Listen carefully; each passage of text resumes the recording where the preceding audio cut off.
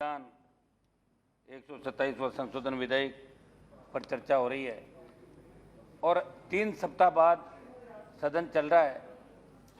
काश आप हमारी बात मान लेते और आज जिस तरह चर्चा हो रही है उस तरह किसान महंगाई पे भी चर्चा हो जाती तो जो नौजवान पहली बार जीत के आए हैं सांसद, उनको लगा कि तो तमाशा बन के रह गया। पूरे देश की नज़रें इस पार्लियामेंट पे रहती है और 25 दिन से ज़्यादा का समय हो हल्ले के अंदर चला गया। ये भी एक दुर्भाग्य की बात है। जो पार्लियामेंट में काम होने चाहिए थे, जो क्षेत्र का हमारे मुद्दे थे, वो हम नहीं उठा पाए और जिसकी हम डिमांड कर रहे थे, किसान, महंगाई और जिन मुद्दों को लेकर विपक्ष मांग कर रहा है, उसमें अगर आप चर्चा का समय दे देते तो उससे कोई सरकार पर आफत नहीं आने वाली थी, लेकिन आपने नहीं दिया।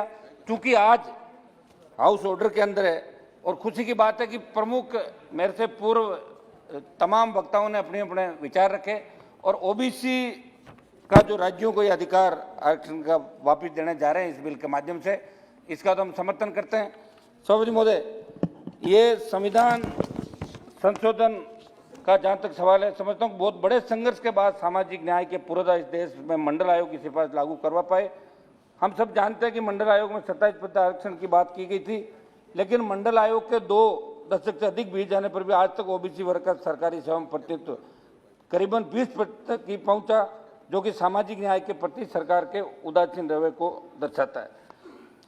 सभापति महोदय, देश के अंदर आरक्षण आंदोलन की गूंज हमेशा रही और दुर्भाग्य इस बात का था कि जब भी आरक्षण आंदोलन में सरकारों ने लॉलीपॉप दी चुनाव के समय और आरक्षण के आंदोलन जिन जिन स्टेट के अंदर हुए, चाहे हरियाणा में जाट आरक्षण आंदोलन हुआ, राजस्थान के अंदर गुर्जरों ने बड़ा आरक्षण आंदोलन किया, कर्नाटक के अंदर लिंगायत समुदाय का आरक्षण आंदोलन हुआ, गुजरात के पटेल समाज ने बड़ा आंदोलन किया और महाराष्ट्र के मराठाओं ने बड़ा आंदोलन इस देश के अंदर अपने हक और अधिकार के लिए किया।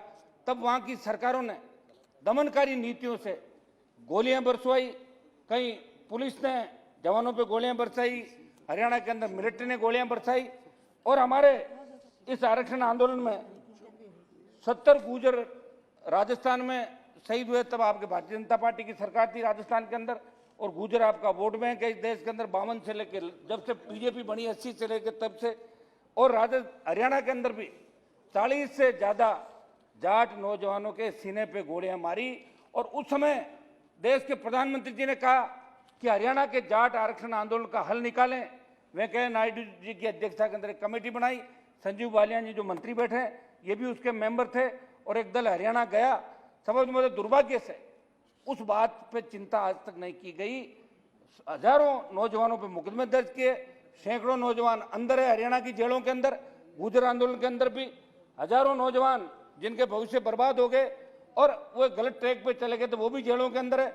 उसके बारे में भी कोई यहाँ से जो करना था सरकार को कमेटी बनाने के बाद वो 1 मिनट साहब समय तो दो पूरा 1 मिनट। आप ऐसे क्या फिर लास्ट में बोले ही नहीं, हम बैठ जाए और क्या लास्ट मिनट तो 15-15 मिनट बोले लोग साहब। नहीं अब 1 मिनट बात तो रखना, बात कीजिए। लास्ट मिनट क्या लास्ट मिनट अब बात कीजिए। 1 मिनट बात करने दो साहब पूरी।